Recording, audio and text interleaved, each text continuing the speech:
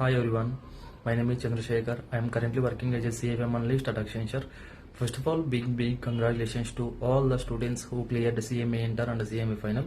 Specifically, ఈ video CMA లో ఎవరికైతే నెగిటివ్ రిజల్ట్ వచ్చిందో వాళ్ళ కోసం. Before getting in to the video I just want to share one thing here.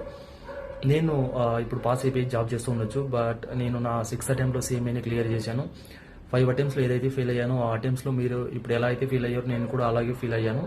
But don't feel bad for that because నా ఒపీనియన్లో attempts అనేది జస్ట్ ఏ నంబర్. అది మన టాలెంట్ని లేదా మన నాలెడ్జ్ని అసలు డిసైడ్ చేయదు.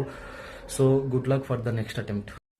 Now the reality check. నేను 5 అటెంప్ట్స్ ఏదైతే ఫెయిల్ అయ్యానో అక్కడ ప్రతిసారి ఫెయిల్ అని చూడంగానే ఆబ్వియస్లీ హార్ట్ బ్రేక్ అయిపోయినంత పని అయిపోతుంది. దట్టు ఫస్ట్ 24 అవర్స్ ఏదైతే ఉంటుందో మొత్తం బ్లాంక్ అయిపోతాము. బట్ నేను ఒకటే అనుకున్నాను, అక్కడ ఉన్న మార్క్స్ ఆ అటెంప్ట్కి నేను కష్టపడ్డ దానికి వాల్యూ అయిండొచ్చు, బట్ నా గోల్ని మాత్రం ఎప్పటికీ చేంజ్ చేయలేదు. ఆబ్వియస్లీ మనం కష్టపడి చదివి ఫెయిల్ అయినప్పుడు ఏడుపు వస్తుంది. నేను కూడా చాలాసార్లు ఏడ్చాను, బట్ ఆ ఏడుపు అనేది నా ఓటమికి కారణం కాలేదు. అది ఎండ్ ఆఫ్ ది డే మనం ఏదైతే అనుకుని CMAలోకి వచ్చామో అది అయ్యేంత వరకు ఉండి సక్సెస్ అయితే మాత్రం ఆ ఫీల్ అనేది డిఫరెంట్ లెవెల్ ఉంటుంది. సో దాన్ని కూడా మీరు త్వరలో చూస్తారు. CMA అనేది ఒక ప్రొఫెషనల్ కోర్స్. ప్రొఫెషనల్ కోర్సెస్ అనేది చాలా డిఫికల్ట్గా ఉంటాయి. అందుకోసమే వాటికి ఉన్న వాల్యూ కూడా చాలా ఎక్కువ ఉంటుంది. ఎగ్జామ్లో ఫెయిల్ అయినంత మాత్రాన యాజ్ ఏ హ్యూమన్ బీయింగ్గా మనం ఫెయిల్ అయినట్టయితే అస్సలు కాదు. ఎగ్జామ్ అనేది పార్ట్ ఆఫ్ లైఫ్, అంతేగాని ఎగ్జామ్ అనేది మన లైఫ్ అయితే కాదు. సో ఈ అటెంప్ట్లో ఏవైతే ఎర్రర్స్ చేశామో వాటిని సరిదిద్దుకొని నెక్స్ట్ అటెంప్ట్ ఇస్తే ఈజీగా పాస్ అయిపోతాం. ఇంకొకటి ఏంటంటే, మనం ఏదైనా ఎగ్జామ్ రాస్తే మనకంటే మన ఎగ్జామ్ రిజల్ట్ గురించి తెలుసుకోవాలని క్యూరియాసిటీ మన నైబర్స్కి కానీ రిలేటివ్స్కి కానీ ఉంటుంది. నా కేసులో కూడా సేమ్ అదే జరిగింది. బట్ వాళ్ళు నా గురించి ఏదైతే మాట్లాడుకుంటున్నారో దాన్ని నేను పెద్దగా మైండ్కి తీసుకోలేదు, లైట్ తీసుకున్నా. బికాజ్ నేను వచ్చేసి మా పేరెంట్స్కి ఆన్సరబుల్. వాళ్ళు ఏదనుకున్నా నేను పట్టించుకోలేదు. సో ఈరోజు నేను సక్సెస్ అయ్యా కదా, ఇదే వాళ్ళకి ఒక పెద్ద ఆన్సర్ అవుతుంది. నేను పాస్ అవ్వడానికి టర్నింగ్ పాయింట్ ఏంటంటే, ఇనిషియల్ అటెంప్ట్స్లో టోటల్ సిలబస్ని కవర్ చేయాలని చదివేవాడిని, బట్ అది ఇంపార్టెంట్ కాదు. కాన్సెప్ట్ని బాగా అర్థం చేసుకోవడం చాలా ఇంపార్టెంట్. చదివిన దాన్ని ఎక్కువసార్లు రివిజన్ చేసి ఎగ్జామ్ అటెంప్ట్ ఇస్తే మాత్రం ఈజీగా సక్సెస్ అయిపోతాం. ఈరోజు ఐ థింక్ నేను పాస్ అవ్వడానికి అది ఒక పెద్ద రీజన్ అని చెప్పుకోవచ్చు. మోస్ట్ ఇంపార్టెంట్గా ఒకటి చెప్తాను గాయస్, మనం అందరం చేసే తప్పేమంటే ఎగ్జామ్ రిజల్ట్ నెగిటివ్గా వచ్చినప్పుడు బాధపడిపోతాం. కొన్ని రోజులు టైం తీసుకొని యాజ్ యూజువల్గా ప్రిపరేషన్ స్టార్ట్ చేస్తాం. ఇక్కడే మనం ఒక పాయింట్ మిస్ అయిపోతాం. ఏంటంటే, ఏదైతే ప్రీవియస్ అటెంప్ట్స్లో ఎర్రర్ చేసామో వాటి గురించి అనలైజ్ చేయడం మర్చిపోతాము. యాజ్ యూజువల్గా ప్రిపరేషన్ లాస్ట్ అటెంప్ట్ ఎట్లయితే చేసామో అలాగే ప్రిపరేషన్ స్టార్ట్ చేస్తాం. అలాంటప్పుడు మనకి నెక్స్ట్ అటెంప్ట్లో కూడా రిజల్ట్లో మేజర్ చేంజ్ అయితే రాదు. నేను ఎందుకు ఫెయిల్ అయ్యానంటే, చదివింది గుర్తుంది, ఎలా రాయాలో తెలుసు, బట్ టైం అనేది సరిపోయేది కాదు. సో ఇక్కడ time management and writing practice అనేది చాలా చాలా కీ.